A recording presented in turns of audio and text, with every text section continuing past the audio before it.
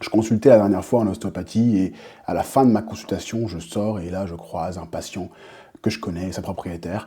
Et ce patient, il est là. Alors, il s'appelle Choco. Je vous montre sa photo parce qu'il a vraiment une bonne bouille, hein, le Choco, hein, que je manipule régulièrement en ostéopathie.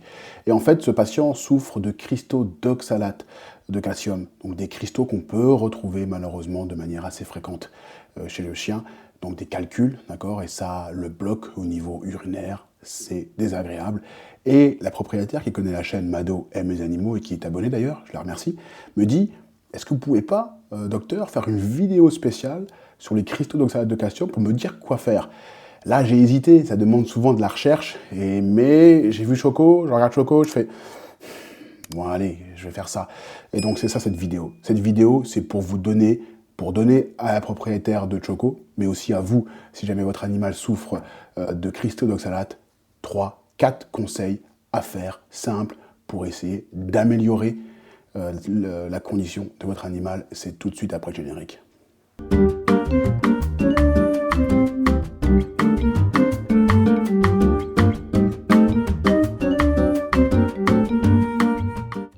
Alors, ce qu'il faut savoir avec les cristaux d'oxalate, c'est que leur proportion est vraiment en forte augmentation.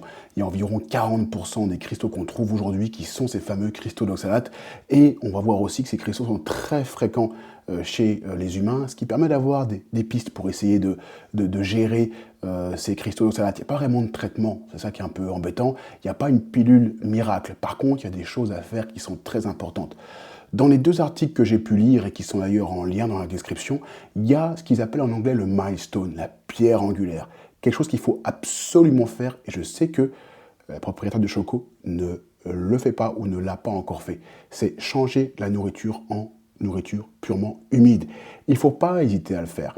Tout simplement pour des raisons de concentration et donc de précipitation des éléments dans l'urine qui vont former ensuite des cristaux. Si on veut éviter ça, on va conseiller à un humain de boire beaucoup, il faut conseiller à un chien de boire beaucoup. Sauf que conseiller à un chien de boire beaucoup, c'est compliqué. On ne va pas le forcer la tête dans la gamelle pour qu'il puisse ingérer des grandes quantités d'eau. On est obligé de changer la nourriture s'il mange des croquettes. Donc s'il mange des croquettes, il faut le passer éventuellement sous la même gamme, mais en humide. De ce fait, il passera d'un taux d'humidité à environ 75 à 80% dans les boîtes ou les sachets fraîcheur, contre seulement peut-être 8-10% de taux d'humidité chez les croquettes. Donc 8 fois plus dosé, entre guillemets, en eau, 8 fois plus humide, ce qui permettra de fluidifier, de produire plus d'urine et d'éviter la concentration. Il y a un argument qui vraiment joue en défaveur des croquettes sur ce point des cristaux. C'est l'évolution des croquettes. Je vous mets un graphique aussi que j'ai trouvé dans l'une des 2 études. C'est très intéressant parce qu'on voit l'augmentation des cristaux d'oxalate. 40% de nos jours contre 2 à 5% au début des années 80. Qu'est-ce qui s'est passé entre l'essor des croquettes qui ont pris beaucoup plus d'ampleur? Il y a effectivement d'autres causes. Je ne vais pas en parler dans cette vidéo parce que la vidéo va être trop longue.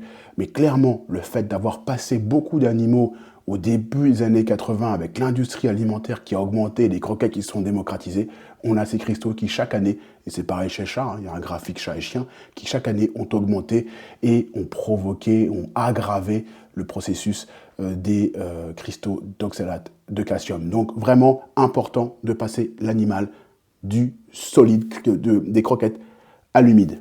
Ça, c'est le premier point. Il y en a un deuxième qui est vraiment intéressant, ça sera sur l'eau de boisson. Ok, on veut que cette eau de boisson soit la plus pauvre possible en calcium. C'est logique. En plus, l'animal a des besoins en calcium qui sont normalement fournis entièrement dans l'alimentation. Si cette alimentation est estampillée complète, on a normalement le calcium qui doit être dosé en quantité normale. Donc on n'a pas envie d'en rajouter. On n'a pas envie d'en rajouter. Et donc, du coup, si on donne l'eau du robinet, on risque d'en rajouter. Il y a une eau, ou même plusieurs, mais il y en a une dans mes recherches qui est assez pauvre en calcium, et c'est ce qu'on veut, c'est l'Evian. Bouteille d'eau Evian, donc je conseille à Choco, à la propriétaire de Choco, de donner de l'eau Evian pour justement faire baisser, alors je ne sais pas si c'est, oui c'est ça, c'est bien Evian, je vérifie quand même, pour faire baisser le taux de calcium dans l'eau de boisson. Alors, on va baisser ça de combien? C'est intéressant parce que j'ai regardé les chiffres de la teneur en calcium en Moselle. Il se trouve que l'Evian apportera 2 à 3 fois moins de calcium que l'eau du robinet en Moselle. Donc intéressant de changer l'animal au niveau de son nom de boisson, eau et viande. Troisième élément, le sel est vraiment l'ennemi. Il faut absolument réduire le sel. Là, on est plutôt sur des données qui sont des données humaines. Ce n'est pas dans les articles scientifiques que j'ai pu consulter, parce qu'il n'y a pas d'études, mais chez les humains, c'est très connu et il y a forcé de constater qu'il y a des liens entre les deux qui sont assez forts. Je pense qu'il y a des grandes chances que le sel ait le même effet chez l'homme, à savoir augmenter le taux de calcium dans les urines. Donc plus je mange salé, plus j'urine du calcium. D'accord? Plus j'urine du calcium, plus les cristaux d'oxalate et de calcium vont se former. Donc il faut que j'arrive aussi à diminuer le sel. Le sel, dans les croquettes, est souvent très élevé. Trop élevé. Je ferai un jour une vidéo là-dessus. Donc il faut trouver un moyen de le diminuer. Alors si on passe l'animal en humide, il y a une chose qu'on peut faire pour Choco, c'est de le passer en rénal. Parce que si on le passe en rénal, on va avoir un effet intéressant. On va avoir déjà l'humidité du rénal qui va être à 60 humide, hein, donc 75-80% d'humidité. Et puis on va avoir une teneur réduite en sodium, en sel, mais également en phosphate, ce qui permettra d'améliorer les choses. Donc c'est ce que je conseille à Choco. Et puis la troisième chose éventuellement à faire, il y a quand même un petit médicament qui est utilisé également chez l'humain, c'est le citrate de potassium. Donc on peut éventuellement donner du citrate de potassium. Ça va servir à quoi? Ça va servir à rendre les urines moins acides, parce qu'on sait que l'hyperacidité au niveau du pH dans les urines provoque ou peut favoriser les cristaux d'oxalate de calcium. En donnant du citrate de potassium, il y a un dosage, donc la propriétaire de Choco peut toujours demander à son vétérinaire traitant. On peut justement donner ça tous les jours et rendre les urines moins acides et baisser le risque. Voilà, 3 solutions simples et relativement efficaces. Il faut que la propriétaire de Choco essaye de faire ça. Et puis si vous connaissez des animaux qui souffrent de ce problème, n'hésitez pas à partager la vidéo, à leur montrer. Ça peut vraiment aider des animaux, ça peut vraiment aider également des propriétaires. Et moi, je vous dis à très vite sur la chaîne Mado aime les animaux. À bientôt.